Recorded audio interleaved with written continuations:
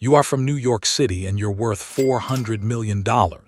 You wake up every morning, get dressed in under 5 minutes, and walk out of your apartment in a plain navy sweater, chinos, and loafers that you could probably find at any decent department store if you didn't look at the inside label. You don't own a single item from Louis Vuitton. You have never walked into a Gucci store. You don't own a Rolex. And the wild thing, you're not avoiding these brands because you can't afford them. You're avoiding them because you can. That sentence just broke something in your brain, didn't it?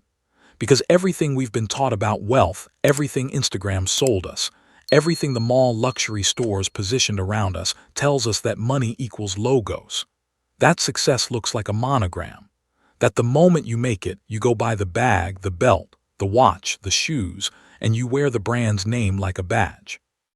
But here is the uncomfortable truth that the truly wealthy figured out long before the rest of us.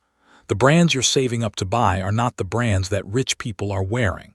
They left, quietly, without announcing it, and what they moved to instead reveals something far more profound about money, power, and status than any logo ever could. Stay with me, because by the end of this video, the way you look at a luxury store window will never be the same again. Let's start with a number that should shock you. In 2024, the global personal luxury goods market shrank by 2%. That is the first contraction in 15 years. The last time this industry saw 2 consecutive years of declining revenue, the only other times in 30 years, were the dot-com crash and the global financial crisis. German investment firm Berenberg came out publicly and said, in their words, the luxury supercycle is over. Now here's where it gets interesting, because that is not the whole story. While Louis Vuitton's parent company LVMH reported a 4% drop in revenue and a staggering 22% drop in profit in the first half of 2025, Hermès grew 9%. While Gucci's revenue collapsed 25%, Brunello Cucinelli grew 12%. While Burberry was in crisis, begging customers to come back, Loro Piana didn't blink. These are not random fluctuations. This is a split. A great luxury divide is happening right now, in real time, that most people are completely blind to because they're too busy looking at the wrong brands. And here is the single most important thing you need to understand about that split. The brands that are collapsing are the brands that became accessible. The brands that are thriving are the brands that almost nobody knows about. Let me prove that to you. Louis Vuitton raised its prices by 30 to 50% in just a few years. On paper, that sounds like exclusivity. In practice, it did the opposite. When a brand raises prices without raising the actual scarcity of its customer base, it doesn't become more exclusive, it becomes more resentful. The old money customer looks around and sees the same bag on the arm of someone who financed it over 18 months, and quietly they leave. Bain & Company confirmed this. By 2024, the luxury market had lost approximately 50 million customers, aspirational middle-class buyers who were priced out. But crucially, the ultra-wealthy didn't fill that gap for the mass logo brands. They had already moved on years before the middle class got priced out. Think about what that means. The aspirational buyer, the person saving up to buy their first designer bag, was the last person keeping these brands alive. Not the billionaire, not the family with generational wealth, the middle class. And when prices rose too high, the middle class tapped out. And suddenly, you had brands that had lost their aspirational customers at the bottom and their old money customers at the top. That is a vice grip. And that is exactly the situation LVMH and Kering find themselves in right now. But here's the question nobody is asking. Where did the truly wealthy actually go? There's a hospitality worker who spent 15 years managing luxury retreats, the kind with no public website, no Instagram, and rooms that cost more per night than most people's monthly rent. In interviews, she has described the same pattern over and over.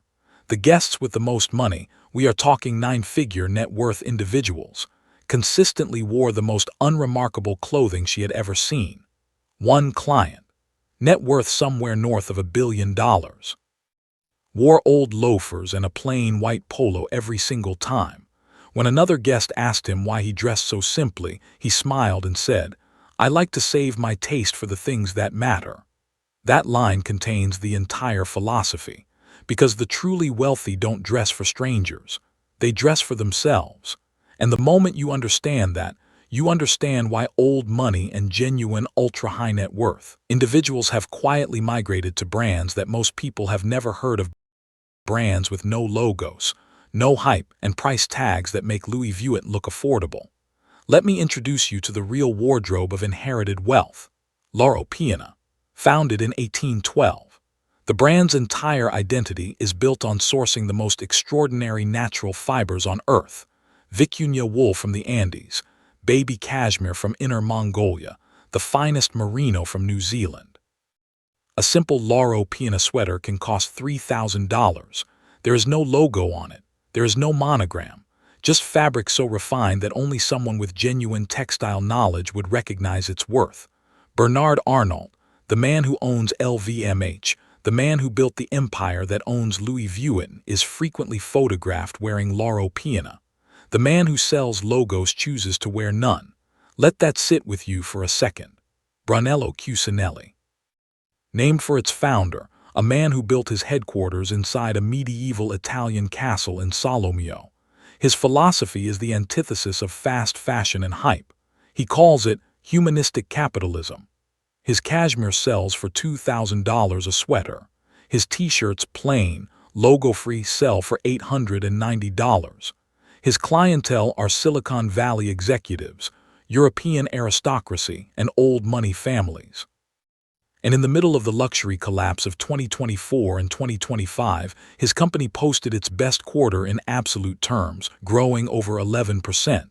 No crisis, no panic, no discounts. The Row, founded by Mary-Kate and Ashley Olsen, no branding on anything. Bags priced at $4,000 that look, to the untrained eye, like nothing. That is precisely the point.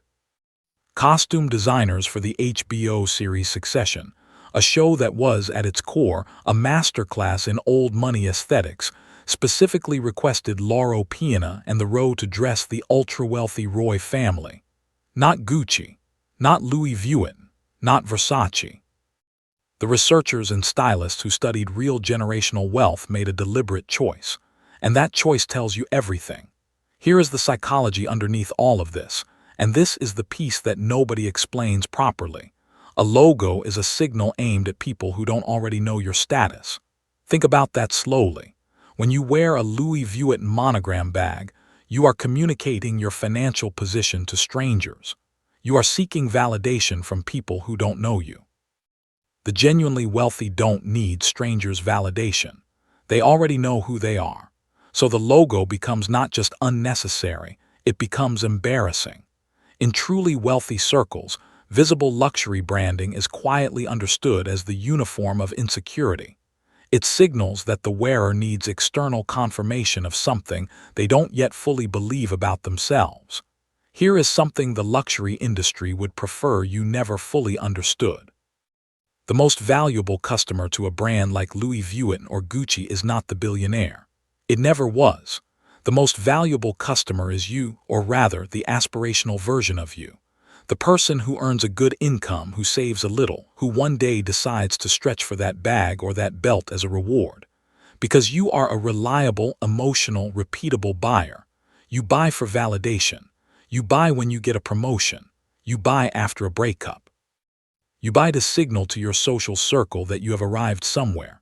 The ultra-wealthy don't buy emotionally. They buy practically, which makes them far less profitable customers. A 2025 Mintel study confirmed this. More than 60% of luxury consumers said they were buying fewer luxury items due to price increases. More than half reported that the quality no longer justified the cost. That last part is devastating for the industry because the entire premise of luxury is that price and quality are connected. The moment the customer base begins questioning that connection, the spell breaks, and the spell has been breaking for a while. Louis Vuitton's iconic monogram canvas, the most recognized pattern in the world, is not made of leather. It has never been made of leather. It is a coated fabric. A very expensive coated fabric, yes, but coated fabric nonetheless. Hermes, by contrast, produces bags that require 17 to 25 hours of hand stitching by a single craftsperson. The Birkin bag requires a craftsperson trained for 2 years just to produce one. That is the difference between a brand built on image and a brand built on craft. And the ultra-wealthy know the difference because they have seen enough of both to feel it. There is also a safety element that almost nobody talks about publicly. The truly wealthy have learned, through experience or through inherited wisdom, that visible wealth attracts risk. It attracts unsolicited attention. It attracts people whose interest is in your money rather than in you. One profile of a billionaire noted that stealth wealth allows the ultra-rich to have authentic relationships, to know that the person sitting across from them is genuinely interested in them, not in what they can access through them. They dress quietly in part to protect the authenticity of their own lives. Their children are raised the same way. You cannot tell the difference between the heir to a 100-year-old family fortune and a graduate student by design. Old money families have spent generations building that invisibility as a feature, not a bug. Now here is where the shift becomes truly illuminating, because this isn't just a story about clothes. The abandonment of visible luxury brands is part of a much broader reorientation of how the genuinely wealthy spend their money. They spend on craft, not brand. A handmade shoe from a cobbler in Florence who makes 30 pairs a year. A watch from a workshop in Geneva that produces fewer than 200 pieces annually. No celebrity ambassador, no billboard on Fifth Avenue, just a watchmaker who has spent 40 years perfecting a single movement. These are the purchases that old money makes. They spend on experiences that cannot be Instagrammed. A private villa in a location that doesn't have a public profile. A restaurant table that doesn't exist on any booking platform. A wine cellar curated over decades. The defining characteristic of true luxury in 2025 is inaccessibility to the public gaze, not inaccessibility to the wallet. They spend on time. This is perhaps the most underrated luxury of all. Time is the only resource that cannot be manufactured. The wealthy spend money to buy time back through private travel, through household infrastructure, through the elimination of every friction point that ordinary life creates. A Birkin bag costs $40,000. Private aviation costs several $1,000,000 per year. The ultra-wealthy don't debate which of those two represents a better use of resources. They invest in knowledge. Old money families fund educational foundations. They create multi-generational trusts. They hire tutors, mentors, and advisors. They spend on the invisible architecture of wealth continuity, the systems, relationships, and knowledge bases that allow wealth to survive for 100 years rather than disappear in a generation. All of this has a common thread. None of it is visible from the outside. None of it posts. None of it signals. It is wealth that compounds quietly, privately, and permanently, which is precisely why you've never seen it on your timeline. So let's talk about what this actually means for you, because this video isn't just about the habits of billionaires. It's about what their behavior reveals that most people spend their whole lives never understanding. The logo is the destination for people who don't know where they're actually trying to go. Think about why you want a designer item. Be honest. The answer for most people involves some version of wanting to be seen differently, wanting to communicate that they have made it, wanting to access a feeling of sophistication, of accomplishment, of belonging. Those are real human needs. There is nothing shameful about them. But here's the trap. The brand is selling you a feeling you are supposed to already have. Confidence is not in the bag.